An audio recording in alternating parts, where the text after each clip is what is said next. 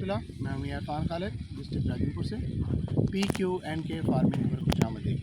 इस वक्त हम अपने फील्ड में मौजूद हैं जहां PQNK या पायदार कुदरती निज़ामी काश्तकारी के तहत काश्तकारी करते हैं। तो ये हमारा फील्ड है जिसके अंदर जो है ना अभी कैनोला या राया जो है उसकी काश्त हो रही है। तो इसके अंदर जो पहले प्रोसेस थे वो सारे कंप्लीट हो चुके हैं। इस वक्त जो है ना वो बेड्स वगैरह निकल चुके हैं।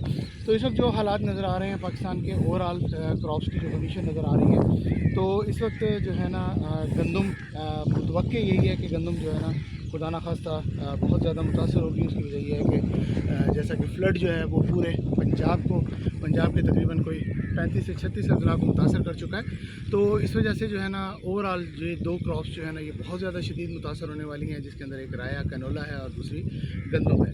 जिन इलाकों के अंदर जल्दी ज़मीनें खाली हो गई तो वहाँ तो शायद राया काश्त हो जाएगा।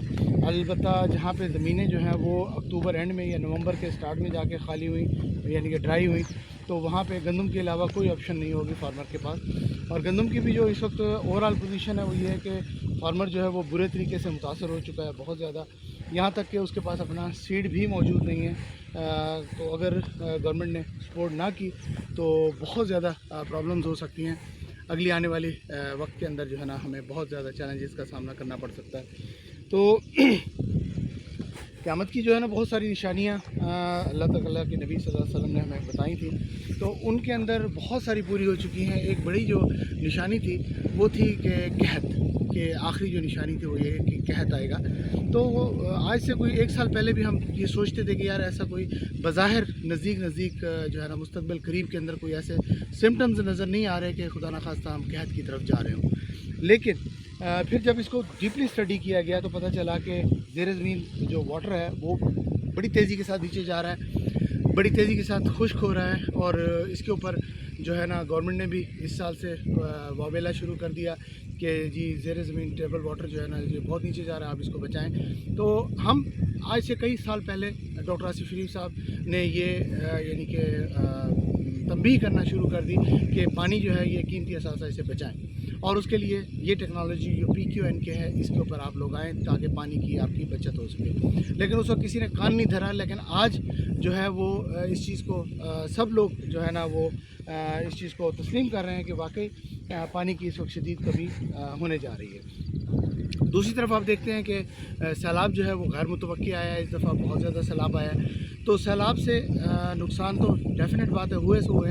एक फ़ायदा ये भी होगा कि वाटर टेबल जो है वो अप होगा, कुछ बेहतरी आ जाएगी। लेकिन सबसे बड़ा जो हमें प्रॉब्लम आ रहा है वो यही है कि गंदम की जो पैदावार है वो शदीद तरीन मुतासर होने जा रही है। एक तो ये है कि फार्मर पहले ही पिछले साल जो है ना वो रेट ना मिलने की वजह से गंदम से पहले ही नाला था और पहले ही वो जो है ना गंदम के अखराजात पूरे नहीं कर सका था। लेकिन इस दफ़ा जो है ना वो वैसे ही कमर टूट गई है फार्मर की कि जो रही सही थी वो भी टूट गई है। उसकी वजह यह है कि उसके पास काश्त करने के लिए सरमाया तक नहीं है, काश्त करने के लिए वसाइल नहीं है। तो इस सूरत के अंदर मैं अपने फार्मर्स के साथ यही मशवरा दूंगा कि ये आप सस्ती क्रॉप है, आप इसकी तरफ डाइवर्ट हों तो ये आपको बेहतर आउटपुट दे सकती है।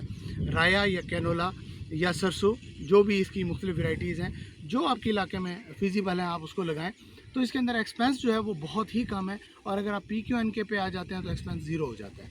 तो मेजर एक्सपेंस जो होता है किसी भी क्रॉप का वो होता है सीड। इसका सिर्फ 2 किलो सीड पर एकड़ जो है वो इसके अंदर डलता है। तो 2 किलो सीड जो है तो वो उसको बहुत अच्छी क्वालिटी का भी अगर आप ले लेंगे तो 2 किलो सीड 2000 रुपये का आता है। और अगर आप नॉर्मल जो है ना वो सीड लेते हैं या किसी फार्मर के पास अपना सीड पड़ा हुआ है वो यूज़ करता है तो इसकी कॉस्ट जो है 2000 से कम होकर 200 रुपये के ऊपर आ जाती है। तो बहुत अच्छा सीड जो है वो 200 रुपये का 2 किलो मिल जाता है आपको, यानी कि 100 रुपीज़ पर केजी आपको मिल सकता है, पड़ सकता है अपना ज़ाती जो जिसने रखा हुआ है। तो इस तरह से सिर्फ 200 रुपये एक्सपेंस करने के बाद इसकी जो मुतवक्के पैदावार है तो अगर आपने इनपुट के साथ देते हैं यानी कि आप यानी कि ज़हरों और खादों का इस्तेमाल कर भी रहे हैं तब भी इसकी इनपुट कॉस्ट जो है वो बहुत ही कम है। लेकिन अगर आप PQNK यानी कि पायदार कुदरती निज़ाम काश्तकारी के ऊपर है तो फिर ये कॉस्ट भी आपकी कट होकर ज़ीरो हो जाती है। तो इसके ऊपर किसी किस्म का कोई परचेज़ इनपुट इस्तेमाल नहीं होता, सिर्फ सीड का ख़र्चा है और इसके अलावा उसकी मैनेजमेंट है। तो मैनेजमेंट के हवाले से हम गाय बगाए आपको बताते रहेंगे। सीड के हवाले से इस वक्त जो पोजीशन ये है कि हमने इस रकबे को लेज़र लेवल किया। लेज़र लेवल करने के बाद मेरे पीछे आप देख रहे हैं कि ये 2 एकड़ के प्लॉट्स हैं, तो 2 एकड़ के लंबे प्लॉट बनाए हमने। 2 एकड़ के प्लॉट बनाने के बाद जो है हमने इसके अंदर रेस बेड निकाल दिए। अब रेस बेड जो होते हैं ये देखें, अब जैसे अब नीचे आपको नज़र आ रहे होंगे रेस बेड। तो रेस बेड के अंदर ये है कि आपने ये जो वाटर चैनल है ये तकरीबन हमारा 18 इंच का होता है ऊपर से, और गहराई इसकी जो है ना वो 8 से 9 इंच होती है। और जो टॉप होती है इसकी, जो स्टैंडर्ड हम रखते हैं वो तो रखते हैं हम 42 इंच की टॉप, यानी कि जो बेड बनाते हैं 42 इंच का बनाते हैं। लेकिन ये आप मौके की मुनासबत से खुद डिसाइड करेंगे कि आपको बेड कितना बनाना चाहिए, क्योंकि ये हमारे जो रकबे हैं ये इंतहाई कलराठे रकबे हैं बहुत ज़्यादा। तो अभी मैं आपको करीब से ज़रा दिखाता हूँ। ये देखें, ये इसके अंदर बिल्कुल ये वाइट कलर है इसके अंदर। ये अभी बज़ाहिर आपको साफ़ सुथरी ज़मीन नज़र आ रही है, लेकिन जो ही इसको पानी लगेगा, पानी लगने के बाद जो है ये कलर जो है ये ऊपर आ जाएगा। हालांकि हम इसको लीच डाउन करवा चुके हैं, हम इसका जो हार्ड पैन है वो ब्रेक कर चुके हैं, लेकिन उसके बावजूद भी ये ट्रीटमेंट बहुत टाइम लेती है। आहिस्ता आहिस्ता ये बेहतरी की तरफ आ रहा है रकबा, पहले बेहतर नहीं था।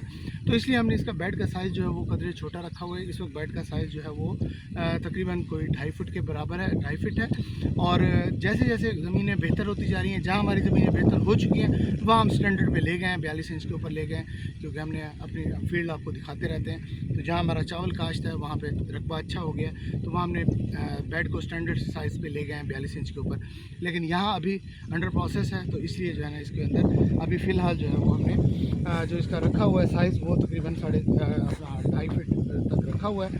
तो अब ये है कि इसके अंदर जब खेलियाँ ये बन जाएंगी और उसके बाद जो है ना हम इसके जो है पोर्शंस बना देते हैं। तो हम जो खेलियों की तादाद है वो ज़्यादा नहीं रखते, हम ज़्यादा से ज़्यादा 6 खेलियाँ जो है ना उनके अंदर एट ए टाइम पानी लगाते हैं, 5 से 6 खेलियों के अंदर। इससे ज़्यादा के ऊपर नहीं लगाते। उसकी वजह ये है कि प्लाट बहुत लंबे हैं। दूसरी बात ये है हमारे पास नहरी पानी नहीं होता, हम ट्यूबवेल के ऊपर डिपेंडेंट हैं। ट्यूबवेल का प्रेशर इतना नहीं होता कि अगर आप एकदम से ज़्यादा यानी कि खेलियों के अंदर पानी लगा देंगे तो उससे ये होगा कि जो है ना पानी एंड तक पहुँच नहीं चले सकेगा। और दूसरी बात है कि सोलर सिस्टम लगा हुआ है, शाम को मोटर ने बंद हो जाना है। उस सूरत के अंदर जितना भी फील्ड आपका यानी कि इरीगेट हो गया है, बाकी जो रह गया है तो प्रॉब्लम हो जाती है। वो फिर अगले दिन जब हम लगाते हैं तो ये डबल हो जाता है, इसको दोहरा पानी लग जाता है और दूसरे को सिंगल पानी लगता है, तो क्रॉप ऊपर नीचे हो जाती है। तो इसलिए हम कोशिश ये करते हैं कि हम केलियों का जो तादाद है वो कम से कम रखें, ताकि जो है ना वो हमें ये प्रॉब्लम का सामना ना करना पड़े। और दूसरी बात ये हम बवक्त ज़रूरत उसका पानी जो है ना वो रोक सकें। तो आज जो है वो 20 नवंबर 2025 है, सॉरी 20 सितंबर 2025। तो 20 सितंबर को आज हम इसकी तैयारी मुकम्मल कर चुके हैं। इस वक्त ये मेरे पीछे देख रहे हैं आपके खेलियाँ जो हैं इनका ये सीधे हो रहे हैं, और उसके बाद जनाब इंशाल्लाह कल से जो है ना इसकी इरिगेशन स्टार्ट हो जाएगी। तो कल से जो है ना इंशाल्लाह इसकी सोइंग स्टार्ट हो जाएगी। हाँ, ये आपको यहाँ बताता चलूँ कि ये इसकी जो इस वक्त सीडलिंग है यानी कि बीज है वो इसको छटा दिया जा चुका है। तो इसको हमने सबसे पहले लेज़र लेवल किया था। लेज़र लेवल करने के बाद जो है ना हमने इसका हार्ड पेंट ब्रेक किया था। उसके बाद हमने इसको ज़मीन को नॉर्मल कल्टीवेशन की। नॉर्मल कल्टीवेशन करने के बाद अच्छी तरह से ज़मीन को तैयार करने के बाद जो है ना हमें इसके अंदर जो है ना बीज का छट्टा दिया। बीज का छट्टा 2 किलो पर एकड़ के हिसाब से हमने दिया। हाँ, जहाँ पे कल राठा रकबा है बहुत ज़्यादा, यहाँ जेमिनेशन इश्यूज़ होते हैं, तो इसलिए हम यहाँ पे नंबर ऑफ़ सीड थोड़ा सा बढ़ा देते हैं। तो यहाँ हमने 2.5 किलो सीड जो है ना वो पर एकड़ के हिसाब से इस्तेमाल किया। उसके बाद जो है ना इसके बेड्स निकाल दिए। बेड निकालने के बाद अब इसकी बेड्स जो है ना इसकी सेटिंग हो रही है, यानी कि मैंने जैसे बताया था 5-5, 6-6 क्यारियों को अलग-अलग कर रहे हैं ताकि अलग-अलग इनको पानी लग सके। और उसके बाद इंशाल्लाह इसकी इरिगेशन स्टार्ट हो जाएगी कल से। तो बाकी गाय बगाए इंशाल्लाह आपको इसके बारे में अपडेट करते रहेंगे, क्या पोजीशन रही, कैसे चल रहा है और क्या क्या चैलेंजेस रास्ते में आते हैं। बहुत शुक्रिया। मैं इरफान डिस्ट्रिक्ट।